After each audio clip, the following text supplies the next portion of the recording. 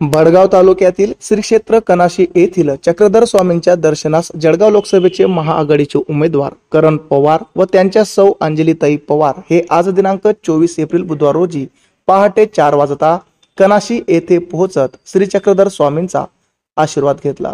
भडगाव तालुक्यातील श्री क्षेत्र कनाशी गावाला महानुभाव पंथांच्या उपासनेची सुमारे 800 वर्षाची परंपरा आहे। देशात कनाशी गावाने वेगळीच ओळख निर्माण केली आहे। येथे येणारा प्रत्येक भाविक सहसा खाली हाताने परत जात नाही असे म्हटले जाते। गिरणा नदीच्या परिक्षेत्रात वसलेल्या गावात साधारणतः 12व्या शतकात चक्रधर स्वामींनी पदस्पर्श केल्याचा इतिहास आहे। चक्रधर स्वामी यांच्या पदस्पर्शाने ही भूमी पावन झाली असल्याने येथे आज जळगाव लोकसभेचे महाआघाडीचे उमेदवार करणदादा पवार आज दिनांक 24 एप्रिल बुधवार रोजी पहाटे 4 वाजता सपत्नीक पोहोचत परमपूज्य महंत खामनीकर बाबा यांच्या हस्ते विडा लावून विधिवत पूजा केली।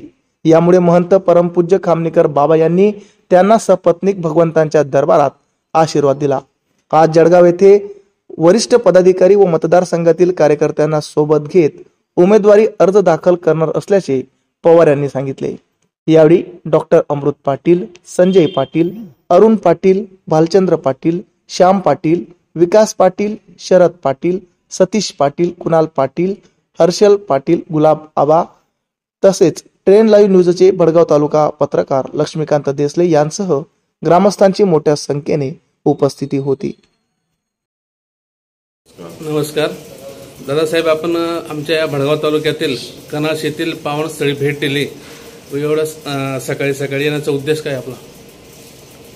सकाळी सकाळी एक चांगला मुहूर्त त्या ठिकाणी होता आणि मी कायमच कनाशीला दर्शनाला येत असतो आणि आता या मोठ्या लढाईमध्ये मला भगवंताचा आशीर्वाद मिळावा।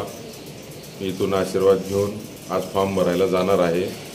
मी फॉर्म भरायला जाण्यापूर्वी आशीर्वाद घेण्यासाठी आलो। दादासाहेब, आज आपण उमेदवारी अर्ज दाखल करणार आहात, त्यावेळी आपल्या फॉर्म भरतेवेळी महाविकास आघाडीकडून कोणी वरिष्ठ पातळीवरचे पदाधिकारी येणार आहेत? हो, आदित्य ठाकरे साहेब, संजय राऊत साहेब आणि जयंत पाटील साहेब फॉर्म भरायला येणार आहेत। ताईसाहेब, आपण पण दादांसोबत आलात, चक्रधर स्वामींना काय सांगड घातला आपण? नक्कीच आज करणजी पाटील यांच्या हातून जळगाव जिल्ह्याची सेवा करण्याची संधी त्यांना मिळावी हे आज मी श्री चक्रधर स्वामी चरणी प्रार्थना केली आहे। धन्यवाद दादा, धन्यवाद। स्वामी की जय।